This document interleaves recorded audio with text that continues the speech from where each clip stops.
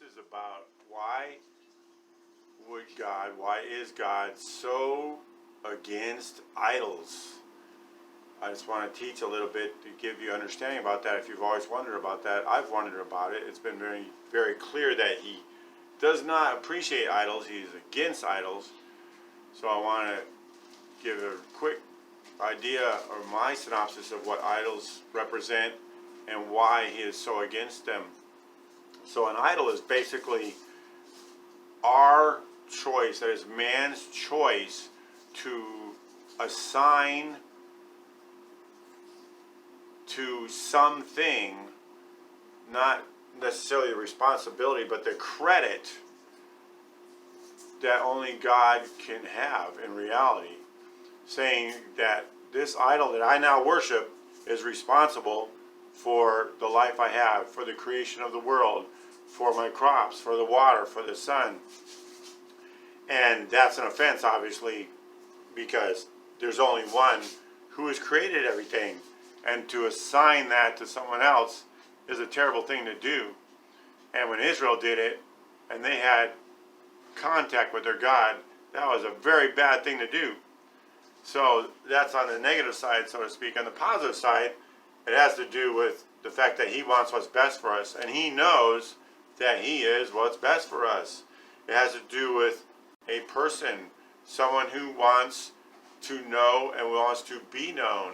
He wants us to know who he is. It is to our benefit to know our Creator and to know him for who he is as that Creator, and not replacing him with empty things of our own choosing just because we feel like it or it makes us feel good.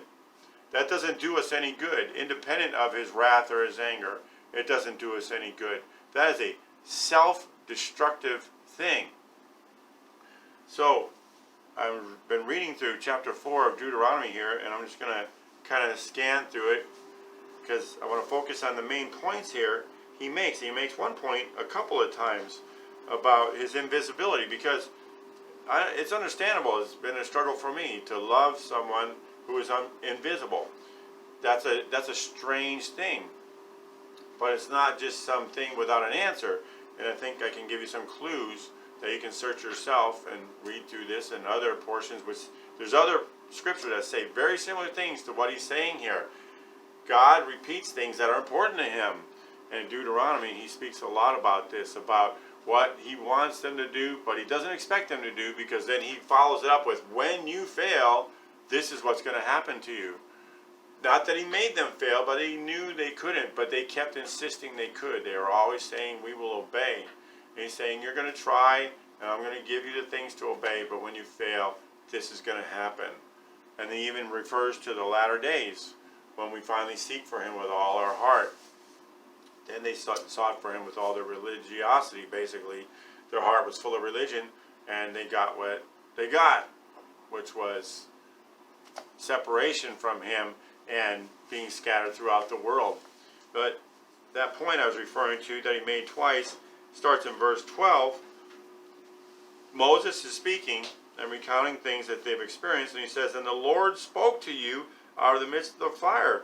You heard the sound of the words, but saw no form. You only heard a voice. Now this is a beginning of a point I want to make here about the significance of who he is. That this person, he wants them to understand that all these things that are being done by someone.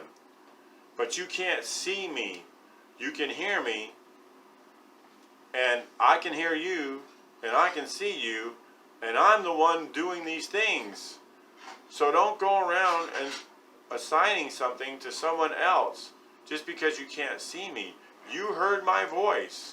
You heard my voice. The voice of who? The voice of the one you can't see in a physical form, but you know who I am because of what I'm doing and what I have done. I'm the one who does these things. A few verses later, he says a similar thing in verse 15.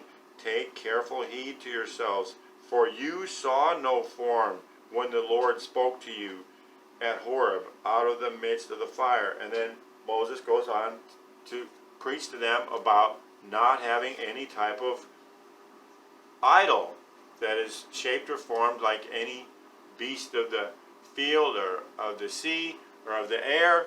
And then he even goes on to tell him, don't look up to the stars and start worshiping them.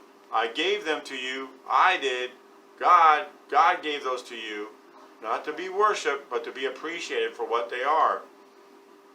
And I'll pick it up further down here in verse 20.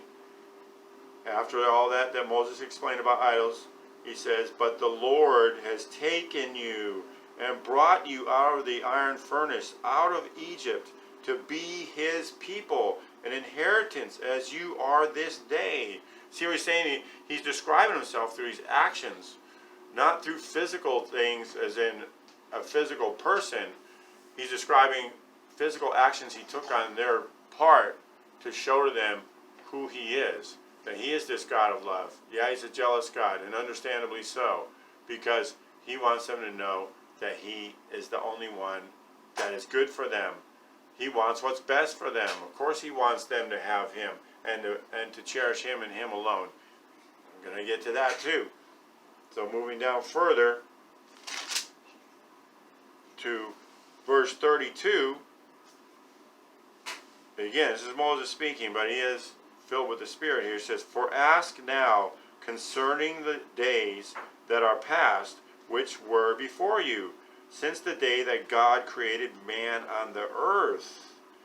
So he's not just saying, not just about the days of your life and the days of your experience and the days of your escape from the iron furnace in Egypt. He's saying, ask now about all of it, about everything since the day that God created man on the earth. And ask from one end of heaven to the other whether any great thing like this has happened or anything like it has been heard.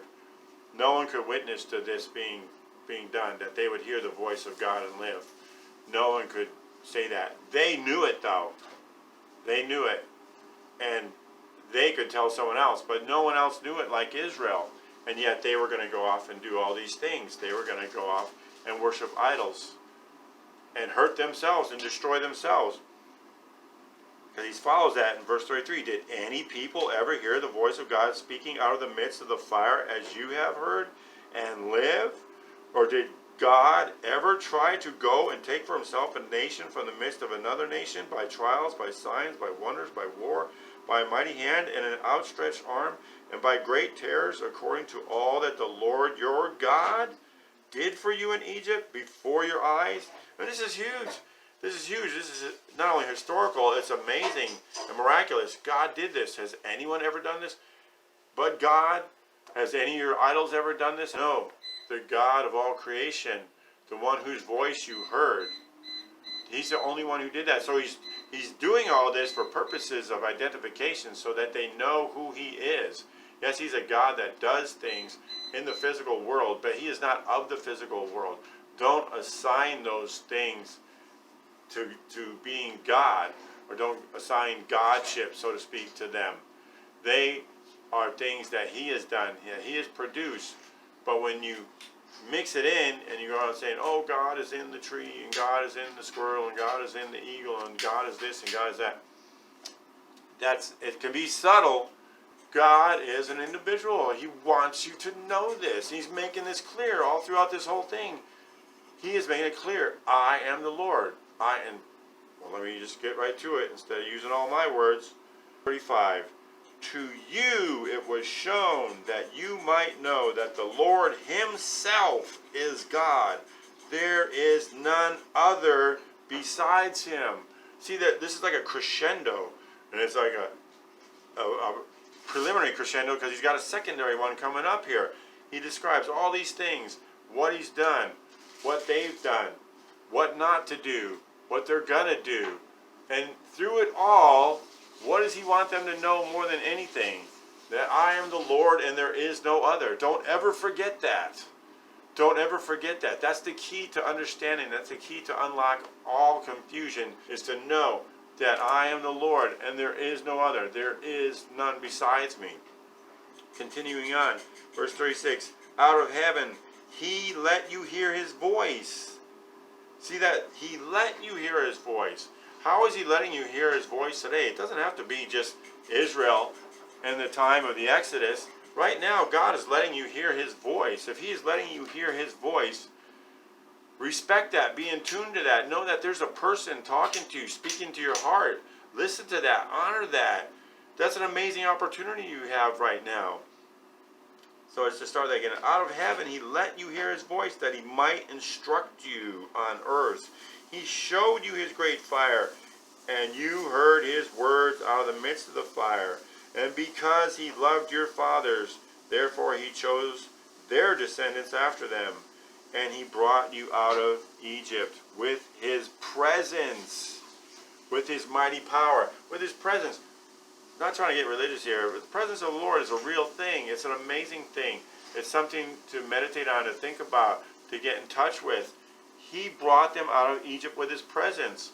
They didn't see a physical form of God come down, but he brought them out with his presence, with his very spirit, which is the thing that's the most real. That's why even though my wife and I here, we believe Jesus is God, he's all of God. He didn't go around saying, I'm God.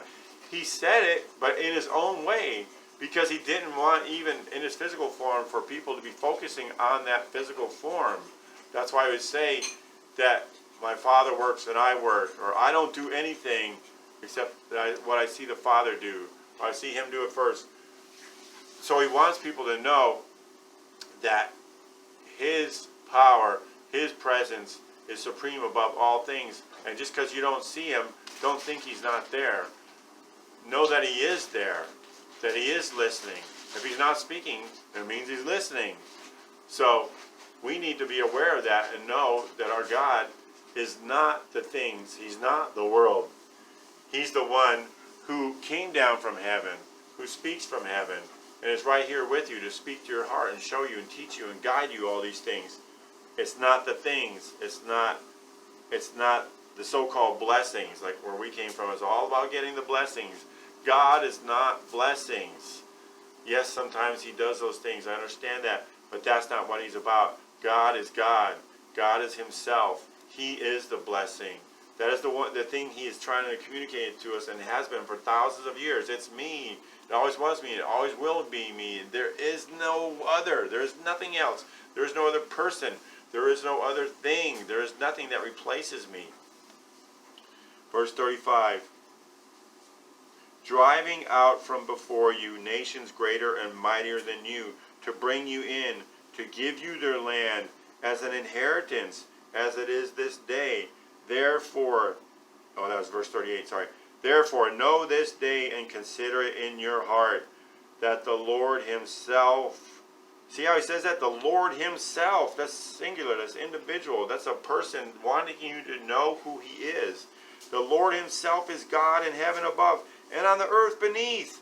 There is no other. I see this as just so passionate and compassionate, but mostly the passion he has here. I want you to know who I am. All your hope is invested in that. Even the law is secondary, because he knows they're going to fail the law. And we all failed the law. We've all failed whatever it is, whatever law you want to come under, whether it's Moses and the Ten Commandments and the 613, or your personal denomination's choice of what they're going to follow. You're going to fail it all. But one thing you can succeed at is believing and trusting in your God. Because that has to do with listening. That has to do with living. That has to do with moving forward. Even those laws, as great as they were carved into stone. And it was a law. It was the ministry of condemnation. It was the ministry of death. That's what Paul called it in 2 Corinthians chapter 3. The ministry of life is living a life that's been reconciled to you by the death of your God, the God who is willing to come here as one of us and give himself for us so that we might live. He died that you might live. And that removes all the confusion once you get that to the extent that you can. Wherever, however you get it, don't worry about how much you understand that. You believe that, you know that, you have a God, and there is no other. You get exactly what he wants you to get. And from there, it's life, it's growing. It's never ending. The commandments are ending. They have ended. They are fading away. The law is fading away. That's another thing he talked about. That which is fading away. And life is what's going to continue forever. Life of learning about who this person is. How could you ever get to the depths, the very end of who your God is. You won't. None of us will. We're going to be learning that forever from this life and into the next one. It's not about getting the form and the rules and the structure down so you can have it all nailed down in a static life of knowing all your boundaries and it's all set. It's about knowing the one who is without boundaries, the one who will guide you and teach you. And I know it's scary. It can be, because we all want structure. But when God shows you that and you know that you can trust him, then that's the life he has designed for you. It's an open-ended life. And it all follows in, and it makes sense according to his character. It's not something you just go ahead and live and do whatever you want to do. It's the life that he designed for you and is continuing to design for you day by day. In Jesus' name, amen.